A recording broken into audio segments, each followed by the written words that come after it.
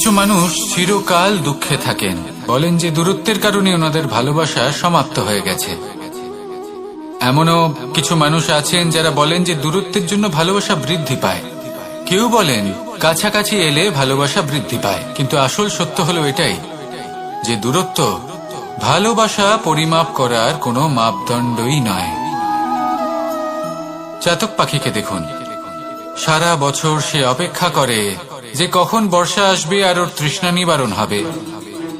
বর্ষার জল ছাড়া ও আর অন্য কোনো জল পান করে না। তাহলে বলুন, এই যে দূরত্বের জন্য ওদের ভালোবাসা কি সমাপ্ত হলো? এই ভালোবাসা আপনার মানসিকতা বুঝতে পারে, সে আপনার মনে লুকিয়ে থাকা আবেগ বুঝে নিতে পারে।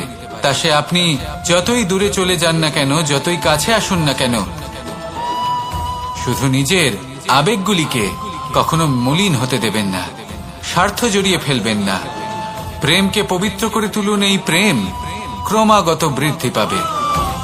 আসুন আর এই ভালোবাসার সাথে বলুন, রাধা রাধা। মানুষ নিজের জীবনে সেই সবকিছু লাভ করতে পারে যা সে কামনা করে, শুধু প্রয়োজন হলো ইচ্ছে এবং সিদ্ধান্তের। এবারে ইচ্ছে আসলে কি? সেটা হলো এই মনে প্রকট হওয়া একটি ভাবনা, একটি আবেগ। শুধু তা দিয়ে কিছুই হয় না। যখন সেই ইচ্ছের সাথে দৃঢ় প্রতিজ্ঞা জুড়ে যায়, তখন বিষয়টা এগোতে থাকে। একটা উদাহরণ দিই, ধরুন আপনি মরুভূমিতে আছেন এবং আপনি মধুর জল পান করতে চান। এটা হলো শুধুমাত্র আপনার মনের একটি ইচ্ছে। যখন এই ইচ্ছের সাথে সিদ্ধান্ত জুড়ে যায়, তখন আপনি সেই মরুভূমিতে গর্ত খুঁড়তে চেষ্টা করেন। আর যখন এই সিদ্ধান্তের সাথে নিষ্ঠা জড়িত হয়, তখন আপনাকে সেই জল লাভ করার থেকে কেউ বাধা দিতে পারে না। ইতিহাস এটার সাক্ষী, যিনি নিশ্চিত করেছেন তিনি সেই সবকিছু লাভ করেছেন যা তিনি লাভ করতে চেয়েছেন। সেই জন্য ইচ্ছে থাকা খুব দরকার, কিন্তু তাকে সিদ্ধান্তের সাথে জুড়ে নিন, সিদ্ধান্তকে নিশ্চিত করে ফেলুন, সবকিছু লাভ করবেন। আর তখন এই মন প্রসন্ন হয়ে বলবে, রাধা রাধা। মানুষের শরীরের বিভিন্ন অঙ্গ দ্বারা ভিন্ন ভিন্ন প্রকারের কাজ করা হয়, আর সেই জন্য মানুষ নিজের শরীরের যত্ন করে, তার খেয়াল রাখে, নিজের শরীরকে সুস্থ রাখে, স্বচ্ছ রাখে, বস্ত্র পরিধান করে, আর কোথাও আঘাত লাগলে ক্ষতস্থান ঢেকে ফেলে। মানুষের শরীরে এমন একটি অঙ্গ আছে যা চোখে দেখা যায় না, যা অদৃশ্য থাকে, কিন্তু সেইটা দিয়ে মানুষের বিষয়ে অনেক কিছু জানা যায়। এবং মানুষের শরীরের সেই অঙ্গের নাম হলো বাণী, আপনার ভাষা। আপনি যেভাবে কথা বলেন, যার সাথে কথা বলেন, আপনি যেভাবে শব্দ চয়ন করেন, তার দ্বারা আপনার বিষয়ে অনেক কিছু বোঝা যায়, আপনার ব্যক্তিত্বের বিষয়ে অনেক কিছু বোঝা যায়। সেই জন্য সবসময় কিছু বলার আগে একটু ভেবে নিন, নিজের কথার ওপর একটু নিয়ন্ত্রণ রাখুন। আমার কথা শুনুন, এই হৃদয়কে শুদ্ধ করে তুলুন। যদি এই হৃদয় শুদ্ধ থাকে, তাহলে সর্বদা মধুর বাণী নির্গত হবে, যা সবাইকে প্রফুল্ল করে তুলবে। আর তখন এই মন প্রসন্ন হয়ে বলবে, রাধা রাধা। এই সংসারে কোনো বস্তু হোক বা ব্যক্তি হোক, তার একার গুরুত্ব কিন্তু খুব বেশি নয়। একটা উদাহরণ হিসেবে বৃষ্টির ফোঁটাকে ভেবে দেখুন। যদি একটি বৃষ্টির ফোঁটা হয়, তাহলে তার খুব বেশি গুরুত্ব থাকে না। কিন্তু যখন সহস্র বৃষ্টির ফোঁটা মেঘের মধ্যে দিয়ে ঝরে পড়ে, তখন সেটা বর্ষার রূপ ধারণ করে। সেই বর্ষা যা এই প্রকৃতিকে শান্ত করে। সেইভাবেই পাথরের ছোট টুকরো, তার খুব বেশি গুরুত্ব থাকে না, কিন্তু যখন অসংখ্য পাথরের টুকরো একত্রিত হয়, তখন তা পর্বতের আকার ধারণ করে। সেইভাবেই কিছু মানুষ যখন একত্রিত হন, তখন তৈরি হয় পরিবার। কিছু পরিবার যখন একত্রিত হয়, তখন তৈরি হয় সমাজ। যখন অনেক সংখ্যক সমাজ একত্রিত হয়, তখন তৈরি হয় রাজ্য। এবার এই রাজ্যের সবথেকে গুরুত্বপূর্ণ ব্যক্তি হতে পারেন রাজা, কিন্তু তাও সেই রাজা একা কিছু করতে পারেন না। যুদ্ধ লড়ার সময় তারও নিজের সৈন্যদলকে প্রয়োজন পড়ে। কিন্তু এই সংসারে এমন একজন ব্যক্তি আছেন যিনি একাই সব কাজ করতে থাকেন। এবং সেই ব্যক্তি হলেন মা। আমাদের জীবনে একজন পিতার ভূমিকা কিন্তু নিঃসন্দেহে অমূল্য, কিন্তু আমাদের সকলের জীবনে যে ভূমিকা একজন মায়ের তা অন্য কারোর থাকে না। একজন মা একাই সন্তানকে বড় করতে পারেন, সংস্কারী করে তুলতে পারেন, তার জন্য পরিশ্রম করেন। আর এত কিছু কাজ করার পরেও তার কাজের জন্য তিনি প্রশংসা অবশ্য পান না। উল্টে যদি সেই সন্তান অনুচিত পথে চালিত হয়, অনুচিত কর্ম করে, তখন সেই মাকেই অপবাদের পাত্র হয়ে উঠতে হয়। আমাদের জীবনে মায়ের যোগদান কতটা সেটা বুঝুন। আপনাকে বড় করে তোলার জন্য উনি কতটা পরিশ্রম করেছেন সেটা বুঝুন। আজ থেকে, এখন থেকে, এই মুহূর্ত থেকে মাকে সম্মান করতে শিখুন। যখন সময় পাবেন, যখন সুযোগ হবে, তখন তার প্রশংসা করুন, ওনারও ভালো লাগবে। আর মায়ের এই মমতার জন্য, তার এই ভূমিকার জন্য আসুন সবাই মিলে আমরা তাকে প্রণাম করি, আর সকলে মিলে ভালোবেসে বলি, রাধা রাধা। এটা কোনো এক সময়ের কথা। একটি শেয়াল ভুলবশত একটি নগরীতে প্রবেশ করে এবং সে সেখানে হঠাৎ ধোপাদের পাড়ায় প্রবেশ করে। নীল রং গোলা জলে পড়ে যায়। কোনো ক্রমে পালিয়ে পালিয়ে আবার সে বনে ফিরে আসে। অন্য সব প্রাণীরা ওকে দেখে আর ভয়ভীত হয়ে পড়ে। তখন সেই শেয়াল ফোন দিয়ে এটে সবাইকে বলল যে, আমি হলাম দেবদূত আর তোমাদের সকলকে রক্ষা করতে এসেছি। সবাই ওর কথা মেনেও নিল। প্রত্যেক দিন ওকে ধন ধান্য খাবার এইসব প্রদান করতে লাগলো। তারপরে এমন একটি রাত এলো যেদিন দূরে কোথাও কিছু শেয়ালের দল তাকে ডাকতে শুরু করলো। আর তখন এই শেয়াল নিজেকে আটকেই রাখতে পারল না। সেও ঠিক শেয়ালের মতোই ডাকতে শুরু করলো। সকলে সেটা শুনতেও পেলেন এবং সকলে এটা বুঝতেও পেরে গেলেন যে এ হলো একটা ভণ্ড। সেই জন্য জীবনে কখনো ছলনা করবেন না। তাকে আপনি যতই লুকোনোর চেষ্টা করুন না কেন, সেটা অবশ্যই একদিন সামনে চলে আসবে। আর তার থেকেও বড় শিক্ষা হলো এটা যে কারোর জীবনে সম্পত্তি, ধন ধান্য এসব চলে আসাতে তার বুদ্ধির বৃদ্ধি ঘটে না, তার ব্যবহার শুভ হয় না। এটা তখন হয় যখন সেই ব্যক্তি সেটা নিজে পেতে চায়, তার জন্য ভাবনা চিন্তা করে, কর্ম করতে থাকে। আর যখন একজন ব্যক্তি নিজের বুদ্ধি এবং ব্যবহার উন্নত এবং শ্রেষ্ঠ করে তুলতে পারেন, তখন তিনি নির্ধন হয়েও ধন অর্জন করতে পারেন। ঠিক পদ্ম ফুলের মতো। একটি পদ্ম ফুল কিন্তু জন্ম নেয় পাকের মধ্যে। তারপরেও এই পদ্ম ফুল দেবতাদের প্রসাধনের অঙ্গ হয়ে ওঠে। আসুন আর আমার সাথে ভালোবেসে বলুন, রাধা রাধা। অনেকদিন আগে একটা ব্যক্তি ছিল। তখন একজন ওকে বোঝালো যে প্রতি বছর যখন এই বন্যা আসে, তখন সে তোমার ক্ষেত উর্বর মৃত্তিকা দ্বারা পুষ্ট করে তোলে। তখন সেই ব্যক্তি বুঝতে পারল যে প্রকৃতি ওকে কত বড় একটা উপহার দিয়েছে। প্রতি বছর বন্যা শেষ হওয়ার পরে সে ফসল উৎপাদন করত এবং তাতে 10 গুণ বেশি ফসল হতো। এই সংসারে যতক্ষণ না বৃষ্টির ফোঁটা মাটিতে পড়ছে, ফসল কিভাবে উৎপন্ন হবে? যতক্ষণ না এই সোনা তীব্র আগুনে উত্তপ্ত হচ্ছে, ততক্ষণ সে কুন্দন কি করে হয়ে উঠবে? সেইভাবেই যতক্ষণ না আপনি সমস্যার সম্মুখীন হচ্ছেন, জীবনে সামনে এগোবেন কিভাবে? তাই বিপদ হোক বা সমস্যা, তার সম্মুখীন হন, আর তাও ইতিবাচক মনোভাব নিয়ে। দেখবেন অবশেষে আপনি বিকাশের পথে অগ্রসর হয়েছেন। আসুন আমার সাথে ভালোবেসে বলুন, রাধা রাধা। মানুষ নিজের জীবনে অনেক বস্তু, অনেক ব্যক্তিকে অনাদর করে থাকে, ভাবে যে ওর কোনো মূল্যই নেই, এটা তো কোনো কাজেই লাগবে না। এবার ভাবুন যে আপনি কোনো পথে হাঁটছেন আর আপনার পায়ে একটা কাঁটা ফুটে গেল। তখন আপনি যাই করুন না কেন, তলোয়ার দিয়ে আপনি সেই কাঁটা বের করতে পারবেন না। তার জন্য আপনার দরকার পড়বে একটি সূচের। সেই জন্য এই সংসারে যে কেউই ছোট বা বড় হন না, সকলের নিজের মূল্য আছে। দেখুন, যদি কথা বলা হয় জল নিয়ে, জল যদি দূষিত হয় তাহলে তা আমরা গ্রহণ করতে পারবো না, পান করতে পারবো না। কিন্তু যদি হঠাৎ করে কোথাও আগুন লেগে যায়, সবকিছু ভস্ম হতে শুরু করে, তাহলে সেই জল কিন্তু সেই আগুন নিভিয়ে দিতে পারে। এই পুরো খেলাটাই হলো দৃষ্টিভঙ্গির, মানসিকতার। আপনার মানসিকতা যদি শুভ হয় তাহলে সেটাই শুভ সত্য হয়ে আপনার সামনে আসবে।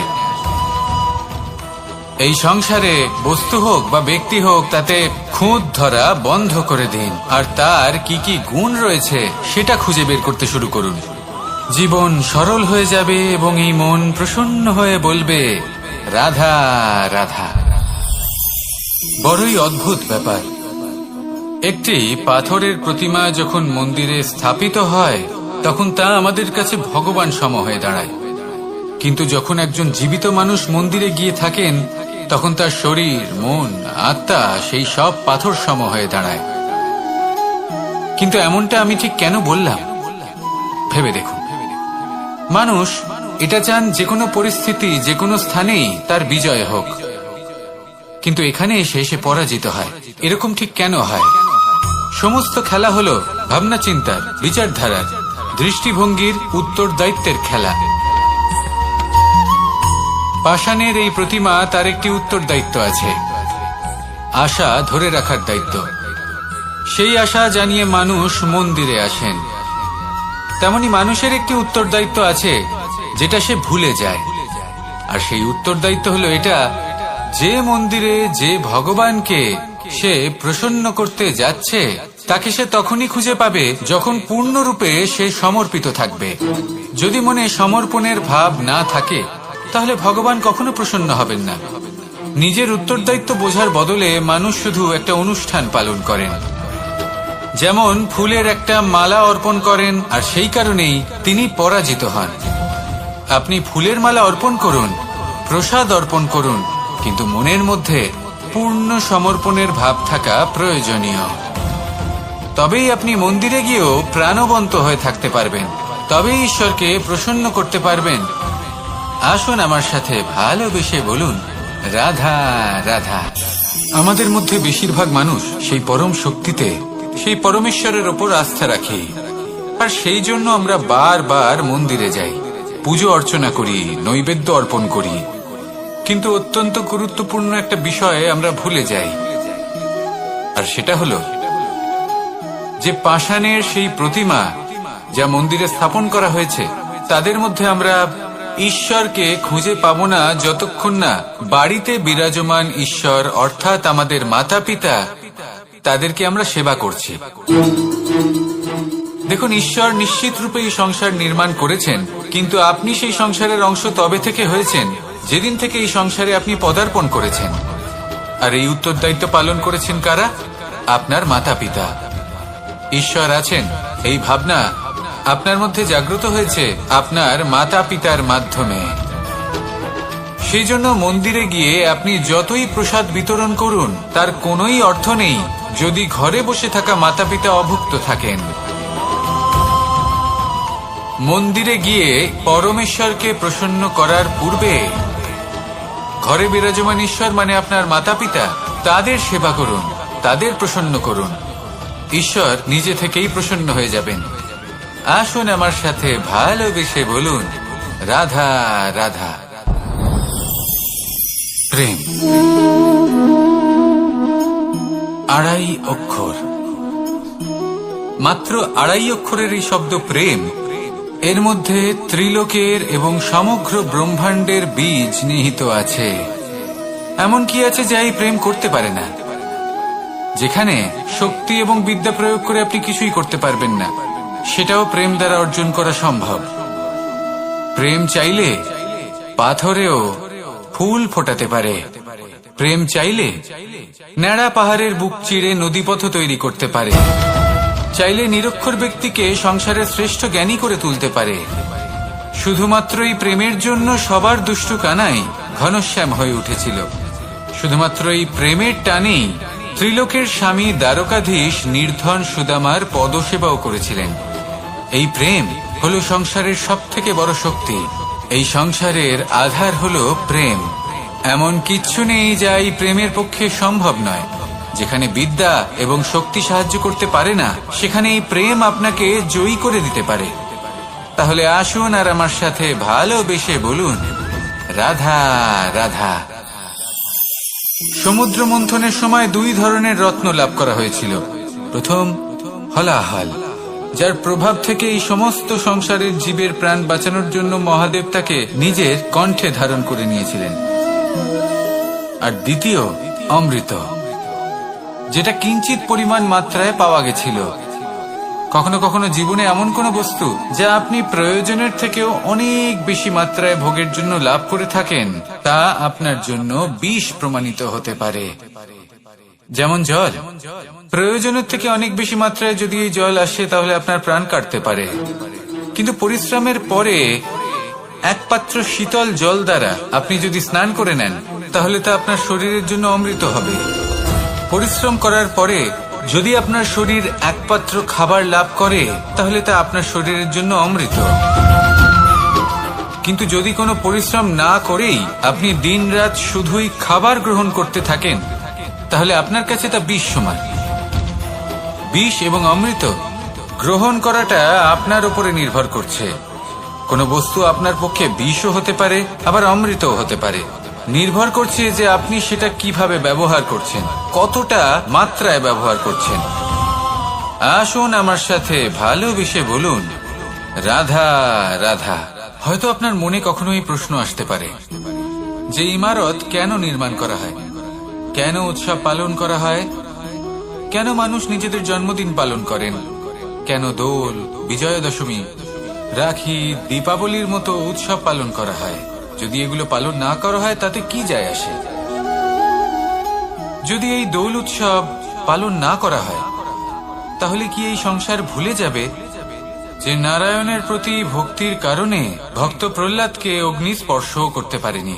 যদি বিজয়া দশমী পালন না করা হয়, তাহলে কি এই সংসার ভুলে যাবে যে এই দিনে শ্রীরাম রাবণকে বধ করেছিলেন?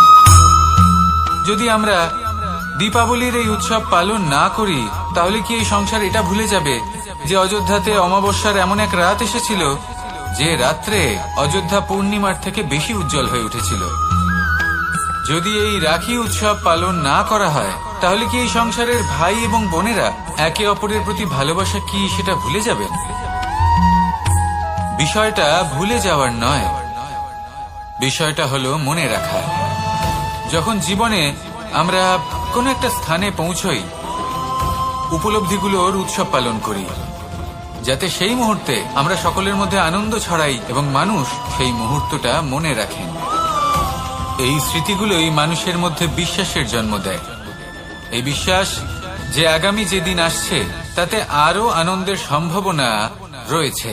ভালোবাসার এই উৎসব, ভালোবাসার এই পার্বণ, এটা মানুষের মনে বিশ্বাসের জন্ম দেয় যে প্রত্যেক যুগে কেউ না কেউ এসেছে এবং পরবর্তীতেও আসবে।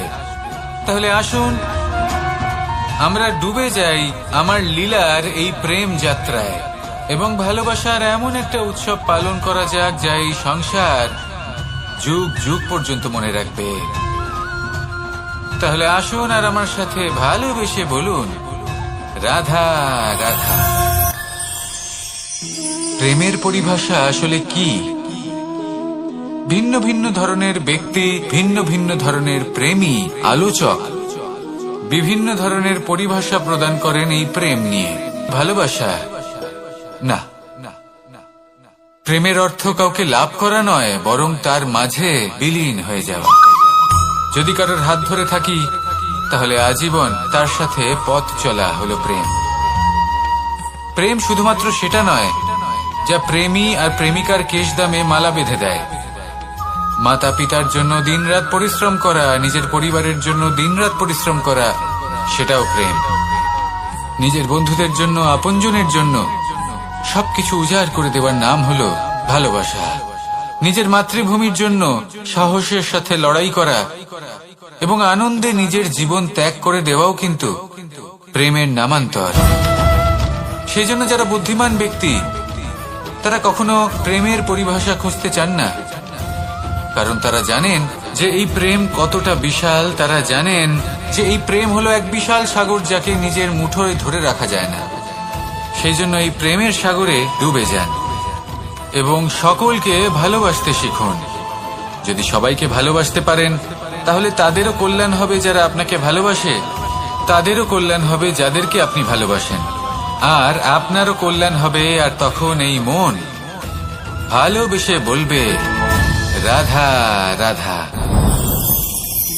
কখনো কখনো আমরা খুব ব্যথিত হয়ে পড়ি। আমরা নিজেদের পরিবারের জন্য এত কিছু করি আর তারা আমাদের দেখলেই ভয়ভীত হয়ে পড়ে, আমাদের দেখলে বিরক্ত হয়। কখনো নিজেদের সন্তানকে বিকাশের পথে অগ্রসর করার জন্য আমরা তাদের উপর একটু জোর দিই যাতে তারা পরিশ্রম করে, কিন্তু সেই সন্তান আমাদের উপর বিরক্ত হয়ে পড়ে। কখনো সন্তানকে সঠিক শিক্ষা দেওয়ার জন্য আমরা তাদের কিছু সীমা নির্ধারিত করি, তখন সেই সন্তানের চোখে নিজেদের জন্য আমরা ঘৃণা দেখতে পাই। মানুষ কেন ব্যথিত হবে না? দেখুন, যখন সূচের দ্বারা আপনি বস্ত্র সেলাই করেন তখন সূচের আঘাত সেই বস্তুকে সহ্য করতে হয়, কিন্তু তাতে সেই সূচ বা আপনার উদ্দেশ্যে কোনো প্রভাব পড়া উচিত নয়, কারণ আপনি তো আপনার কর্ম করছেন, আর তাও পূর্ণ নিষ্ঠা ভরে, এবং অবশেষে আপনার উদ্দেশ্য শুভ প্রমাণিত হবে। তাই কেউ বিরক্ত হচ্ছে বলে বা কারোর চোখে নিজের প্রতি ঘৃণা দেখার ভয় কখনো পিছিয়ে যাবেন না। কষ্ট না করে বিকাশ সম্ভব নয়। কর্ম করতে থাকুন, সবকিছু শুভ হবে। আসুন আমার সাথে ভালোবেসে বলুন রাধা রাধা। মাতা পিতার মনে সবসময় এই বাসনা বাস করে যে ওনাদের সন্তানের যেন মঙ্গল হয়। নিজের সন্তানকে সেই সবকিছু দেবার সবসময় চেষ্টা করতে থাকেন যেগুলো তারা নিজেরা নিজেদের জীবনে কখনো পেতে পারেননি, এবং এই প্রক্রিয়ায় সব থেকে গুরুত্বপূর্ণ বিষয়টি ভুলে যান, নিজের সন্তানকে সেই জিনিস দেওয়া যেটা উনি সব থেকে আগে পেয়েছেন। আমি ধনের কথা বলছি না, আমি বলতে চাইছি নিজের অভিজ্ঞতা দ্বারা ওনারা যে মানসিক স্থিতি লাভ করেছেন, ওনারা যে মর্যাদা লাভ করেছেন, যে শিক্ষা ওনারা লাভ করেছেন, সবার আগে নিজের সন্তানকে সেটা দেওয়া প্রয়োজন। সেটা যদি নিজের সন্তানকে দিতে পারেন তাহলে এই সন্তান জীবনে তার পথে এগোতেও পারবে, ধন অর্জন করতে পারবে এবং শক্তিশালী অনুভবও করতে পারবে। সেই জন্য সন্তানকে সবার আগে সেটা দান করুন যেটা সব থেকে বেশি মূল্যবান। সেটা দিন যেটা আপনি সবার আগে লাভ করেছেন। আসুন আমার সাথে ভালোবেসে বলুন রাধা। জন্ম লাভ করে, সেটা হয় সে ভোগ করে বা তার জন্য তার ভোগান্তি হয়, আর এটা নির্ভর করছে আপনার কর্মের ওপরে। কি কর্ম করেছেন আপনি সেই ধনকে লাভ করার জন্য? যদি আপনি সৎ পথে চলেন, নিষ্ঠা ভরে আপনি কর্ম করে থাকেন এবং তার ফলে আপনি ধন অর্জন করে থাকেন, তাহলে আপনার আগামী প্রজন্ম সেটা ভোগ করবে, সেটা প্রয়োগ করবে নিজের বিকাশের জন্য। কিন্তু যদি আপনি কুকর্ম করে থাকেন, কোন রকম ছলনা করে থাকেন এই ধন লাভ করার জন্য, তাহলে 100% আপনার আগামী প্রজন্মকে এর জন্য ভুগতেই হবে। তাহলে আপনি কি চাইবেন? যে আপনার আগামী প্রজন্ম সুখ ভোগ করবে, নাকি আপনার কুকর্মের পরিণাম ভোগ করবে? নির্বাচন আপনারই। আসুন আমার সাথে ভালোবেসে বলুন রাধা রাধা। কর্ণ, সূর্যপুত্র কর্ণ, স্বয়ং সূর্যের পুত্র, দেবী কুন্তির প্রথম পুত্র। সেই কর্ণ যার একটি বাণ আমার রথকে, সেই রথ যার ওপর মহাবলী অর্জুন বিরাজমান ছিলেন, যার পতাকায় স্বয়ং হনুমান ছিলেন, সেই রথকে তার একটি বাণ ধসিয়ে দিতে পেরেছিল। দৈব কবচ কুণ্ডলধারী কর্ণ, সেই কর্ণ যুদ্ধক্ষেত্রে নিজের সমাপ্তির সম্মুখীন হলেন। কারণ কি ছিল? নির্বাচন। দুর্যোধনের সাথে বন্ধুত্ব রাখার জন্য তার অনুচিত কর্মে কোনোদিন কোনো প্রতিবাদ করেননি, তাকে সঙ্গ দিয়েছেন এই নির্বাচন। যখন দ্রৌপদীর বস্ত্রহরণ হচ্ছিল তখন তাকে বাধা দেওয়ার বদলে নীরব থাকার নির্বাচন, তার বিরোধিতা কখনো না করার নির্বাচন। এই নির্বাচনই কারণ হয়ে দাঁড়ালো কর্ণের পতনে। এই সংসারে সবার উপকার আপনি স্বীকার করতে পারেন, তাকে সম্মানও করতে পারেন, কিন্তু তার সামনে এতটাও নত হবেন না যে নিজের অন্তর্মনের কথাটা আপনি শুনতে না পান। নির্বাচন যদি ধর্মসঙ্গত হয় তবেই তা শুভ হয়। আসুন আমার সাথে ভালোবেসে বলুন, রাধা রাধা। ভীষ্ম একটা মহান নাম, দেবী গঙ্গার সুপুত্র। স্বয়ং বৃহস্পতি এবং পরশুরাম ছিলেন ওনার শিক্ষাগুরু। অত্যন্ত মহান যোদ্ধা ছিলেন, কিন্তু এই মহান যোদ্ধা ইনি ইতিহাসে আজ পর্যন্ত সেই সম্মান পেলেন না যার উনি যোগ্য ছিলেন। কারণ নির্বাচন। রাজ সিংহাসনের সেবা করার প্রতিজ্ঞা নিয়েছিলেন উনি। এবার রাজ সিংহাসনে যেই বসুক না কেন তার সেবা করা, তার প্রত্যেক আদেশ পালন করা, এটাই ছিল ওনার প্রতিজ্ঞা। তা সেই ব্যক্তি উচিত হোক বা অনুচিত, সে উচিত পথে চলুক বা অনুচিত পথে চলুক, সুপাত্র হোক বা কুপাত্র, উনি তার সেবা করতে থাকলেন, তার প্রত্যেক আদেশ পালন করতে থাকলেন, নিজের প্রতিজ্ঞা পালন করতে থাকলেন। ধৃতরাষ্ট্র নেত্রহীন অবশ্যই ছিলেন, কিন্তু এতটাও নেত্রহীন ছিলেন না যে উনি প্রজাদের চোখের জল, ধর্ম অধর্ম দেখতে পাবেন না। উনি সব বুঝতে পারতেন। আর এদিকে ভীষ্ম নিজে প্রতিজ্ঞাবদ্ধ হয়েছিলেন। দুর্যোধন অনুচিত পথে চালিত হচ্ছিল, তাও উনি তাকে সঙ্গ দিতে থাকলেন। আর পরিণামস্বরূপ আজ পর্যন্ত ইতিহাসে উনি সেই স্থান পেলেন না, সেই সম্মান পেলেন না যার যোগ্য উনি ছিলেন। যদি আপনি কোনো প্রতিজ্ঞা করে থাকেন, তা সে যতই কোনো উচিত কারণের জন্য হোক না কেন, যদি আস্তে আস্তে সময়ের সাথে সেই প্রতিজ্ঞা আপনাকে অনুচিত পথে চালিত করে অধর্মের পথে নিয়ে যায়, পাপের পথে নিয়ে যায়, তাহলে সেই প্রতিজ্ঞা ভঙ্গ করা অত্যন্ত আবশ্যক। সময় অনুসারে নিজেকে বদলানো আবশ্যক, নয়তো এই প্রতিজ্ঞা আপনাকে দিয়ে পাপ কর্ম করাবে, কুকর্ম করাবে, আর আপনার বিনাশের কারণ হবে। আসুন আমার সাথে ভালোবেসে বলুন, রাধা রাধা। শব্দ, শব্দ আসলে কি? শুধুই কয়েকটি অক্ষরের সমষ্টি, নাকি আমাদের বাণী? এই শব্দ এমন এক শক্তি যা কাউকেই নিজের বশবর্তী করে ফেলতে পারে। শব্দ এমন এক অস্ত্র যা কাউকে ক্ষত বিক্ষত করে দিতে পারে। এই শব্দ হলো একটি নাদ স্বরূপ যা কোনো ঘুমন্ত ব্যক্তিকেও জাগিয়ে তুলতে পারে এবং নিজের লক্ষ্যের দিকে অগ্রসর করতে পারে।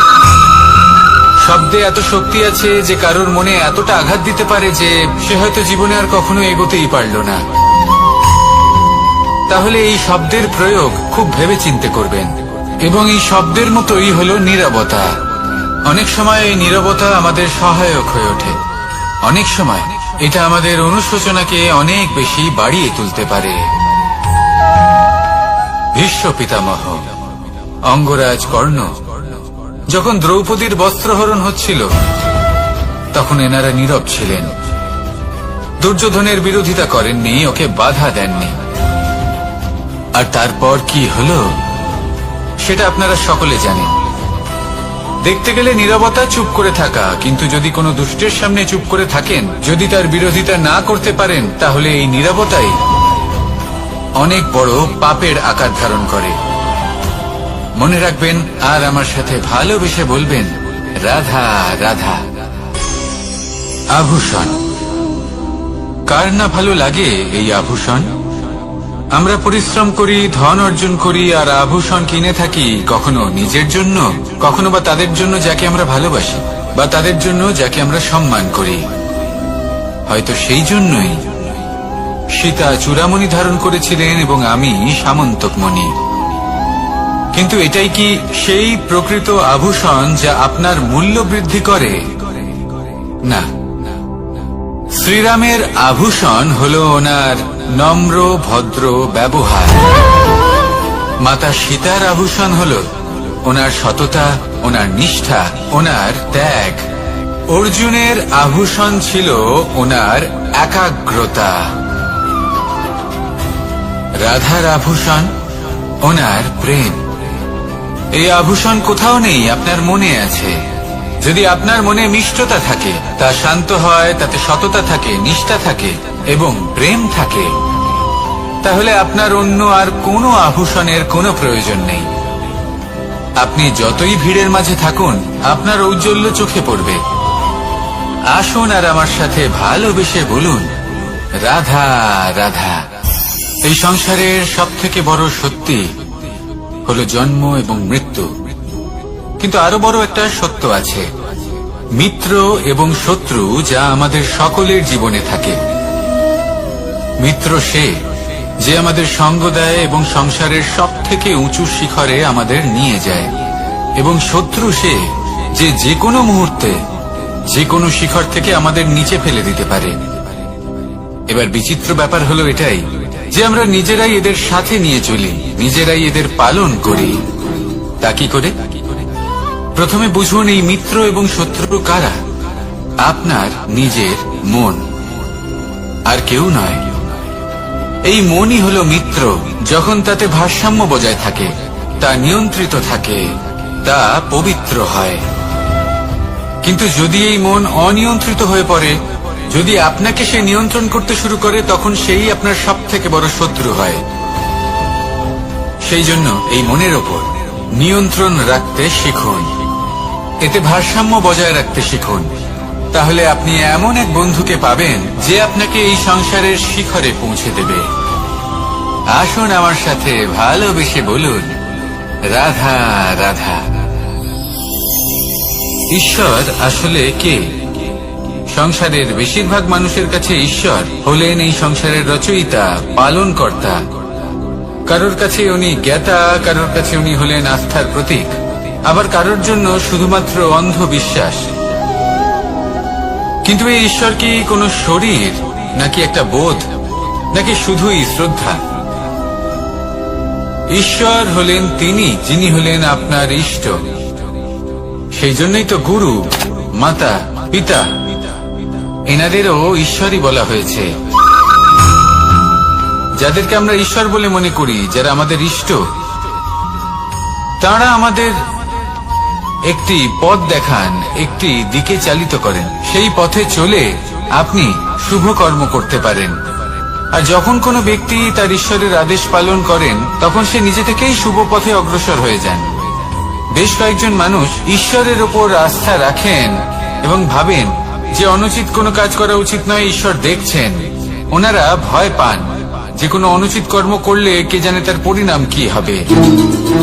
এমন অনেক ব্যক্তি রয়েছেন যারা ঈশ্বরকে বিশ্বাস করেন এবং জানেন যে ঈশ্বর তাদেরকে দেখছেন, তাই যে শুভ কর্ম ওনারা করেছেন তার ফল তারা অবশ্যই পাবেন। এবার আপনি ভয় পেয়ে ঈশ্বরকে বিশ্বাস করবেন, নাকি বিশ্বাসের দ্বারা ঈশ্বরকে বিশ্বাস করবেন, সেই সিদ্ধান্ত আপনারই। কিন্তু হ্যাঁ, যদি আপনার মনে ঈশ্বরের জন্য কোনো স্থান থাকে, যদি আপনার কোনো ইষ্ট থাকেন, যদি আপনি কাউকে ঈশ্বর মনে করেন, যার প্রত্যেক আদেশ আপনি পালন করে থাকেন, তাহলে বলি, ঈশ্বর কখনো আপনাকে অনুচিত পথে চালিত করবেন না। আসুন আমার সাথে ভালোবেসে বলুন, রাধা রাধা। এই সংসারে ভিন্ন ভিন্ন ধরনের গাছ আছে, অসংখ্য ধরনের প্রজাতি আছে। কিছু গাছ পাতা দিয়ে থাকে, কিছু ফুল, কিছু ফল। কেউ ছায়া প্রদান করে, কেউ শীতলতা প্রদান করে, কেউ নিজেকে খুব কষ্ট দিয়ে এই সংসারের বিকাশে সহায়ক হয়ে ওঠে। কিন্তু এই সবার মধ্যে একটা বিষয় কিন্তু সমান, এরা প্রত্যেকেই পাতা ছাড়া, ফুল ছাড়া, ফল ছাড়া জীবিত থাকতেই পারে, কিন্তু কোনো বৃক্ষই শিকড় ছাড়া বেঁচে থাকতেই পারে না। এটাই হলো রাধার। ঠিক সেইভাবেই আমাদের জীবনে শক্তি হোক, ধন হোক বা সাফল্য হোক, আমাদের বা আমাদের পরিবারের প্রসন্নতাই হোক, এই সবকিছুর আধার হলো, সবকিছুর মূল হলো পরিশ্রম। তাই জীবনে চিরকাল পরিশ্রম করতে থাকুন। যদি আপনি জীবনে মহান হবার পথে অগ্রসর হতে চান, তাহলে পরিশ্রম করুন। এই পরিশ্রম দ্বারাই নিজের পরিবারকে প্রসন্ন করুন, নিজের বন্ধুদের প্রসন্ন করুন, এই সমাজকে গর্বিত করুন। আসুন আমার সাথে ভালোবেসে বলুন, রাধা রাধা। এই সংসারের সব থেকে বড় রোগ কোনটা? কেউ বলবে মানসিক রোগ, কেউ বলবে সেই রোগ যা সর্পদংশনের ফলে হয়ে থাকে। এই সংসারে ভিন্ন ভিন্ন ধরনের রোগ আছে এবং তার সাথে ভিন্ন ভিন্ন ধরনের যন্ত্রণাও রয়েছে। এমন একটা রোগ আছে যা চোখে দেখা যায় না, যা আপনার শরীরে কোনো দাগ রেখে যায় না, কিন্তু আপনার আত্মাকে পর্যন্ত ক্ষত বিক্ষত করে, অসুস্থ করে তোলে, বিনাশ করে দেয় আপনাকে এবং তার সাথে আপনার আত্মাকে। এই অসুখের নাম হলো লালসা। লালসা, যে কর্ম সাধন করেছেন তার থেকে বেশি ফল লাভ করার আশা। লালসা, যা আজ আছে তার থেকে অনেক বেশি লাভ করার ইচ্ছে। এই ইচ্ছে এই সংসারে সবার থেকে এগিয়ে থাকার আপনাকে প্রেরণা যোগাবে, কিন্তু তার জন্য আপনাকে অপরাধযোগ্য কাজ করতে উৎসাহিত করবে। আপনার বন্ধু, আপনার আত্মীয়, আপনার পরিবার, এই সবার থেকে আপনি কখন দূরে চলে যাবেন আপনি বুঝতেই পারবেন না। উচিত অনুচিত কোনটা, ধর্ম অধর্ম কোনটা, সব ভুলে যাবেন আপনি। সেজন্য মনে রাখবেন, নিজের জীবনে যদি আপনি লালসার থেকে নিজেকে দূরে রাখতে পারেন, তাহলে এর অর্থ হলো যে আপনি এই সংসারের সব থেকে বড় অসুখের ওপর বিজয় লাভ করেছেন। আসুন আমার সাথে ভালোবেসে বলুন, রাধা রাধা। এই সাগর কত বিশাল আকার, কখনো শান্ত কখনো উত্তাল, কিন্তু এই সাগরকে এত মহান কে করে তুলল? জল। এবার এই জলের যাত্রা দেখুন, সেটা কতটা কঠিন। এই জল সাগরে থাকে, সূর্য ওকে এতটা উত্তপ্ত করে তোলে যে এই জল নিজের অস্তিত্ব হারিয়ে ফেলে এবং বাষ্পে পরিণত হয়ে হাওয়ায় মিলিয়ে যায়। তারপরে আকাশে যায় আর নিজের অস্তিত্ব আবার হারিয়ে ফেলে, মেঘে পরিণত হয়। তারপর এই মেঘ কোথাও গিয়ে কোনো পর্বতে ধাক্কা খায়, তারপর আবার এই জল নিজের অস্তিত্ব হারায়। তারপরে বর্ষার রূপ ধারণ করে তা বর্ষিত হয়, বা কোনো পর্বতের চূড়ায় তার শিখরে বরফের রূপ ধারণ করে। তারপরে এই বর্ষা মাটির দিকে নিজের যাত্রা শুরু করে। এবার মাটিতে ঝরে পড়া এই বর্ষা স্রোতের আকার ধারণ করে এবং আস্তে আস্তে বইতে থাকে। এই নদীর আকার ধারণ করে এবং নদী রূপে বইতে বইতে পাথরে ধাক্কা খায় বা কোনো পর্বতে ধাক্কা খায়, আর তারপর এই নদী এসে সাগরে সমাহিত হয়ে যায়। নদীর এই জল আবারও নিজের অস্তিত্ব হারিয়ে ফেলে, কিন্তু এইবার সেই জল নিজেই সাগরে পরিণত হয়। এটা আমাদের সকলের জন্য একটা শিক্ষা যে এই সংসারে জীবন এবং সময়ের হলো এক অনন্ত যাত্রা। এই সংসারে যা কিছু আছে তার সূত্রপাত কোথাও একটা হবেই। সেই জন্য মৃত্যু এবং সমাপ্তির চিন্তা ত্যাগ করে দিন, আর যে সূত্রপাত আপনি লাভ করছেন তার আনন্দ উপভোগ করুন। ভেবে দেখুন আপনি কিভাবে শ্রেষ্ঠ কর্ম করতে পারেন যাতে এই সংসার এবং এই সমাজ, এই দুইয়ের মঙ্গল সম্ভব। আসুন আমার সাথে ভালোবেসে বলুন, রাধা রাধা।